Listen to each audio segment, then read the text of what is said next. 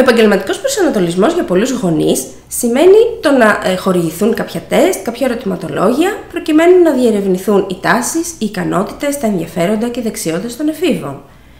Στην πραγματικότητα όμως δεν είναι μόνο αυτό, είναι πολλά περισσότερα που απαιτούν περαιτέρω χρόνο ώστε να διερευνηθούν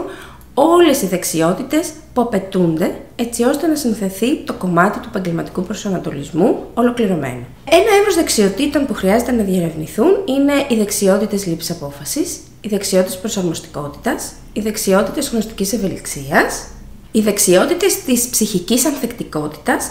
δεξιότητες εντοπισμού ψυχοκοινωνικών πόρων όπως η αισιοδοξία, η ελπίδα, η θετική σκέψη, αυτογνωσίας και αξίας, ενεργοποίησης και ανάληψης ευθυνών, δεξιότητες οργάνωσης και πώς οι έφηβοι να βάζουν προτεραιότητες που να λειτουργούν σωστά στην καθημερινότητά τους. Όλα τα παραπάνω λοιπόν κομμάτια του παζλ συντελούν στο να σχεδιάσει ο ίδιος ο έφηβος την εκπαιδευτική και επαγγελματική του πορεία, θέτοντας ο ίδιος τους στόχους που τον κινητοποιούν και τον κάνουν χαρούμενο και ευτυχισμένο.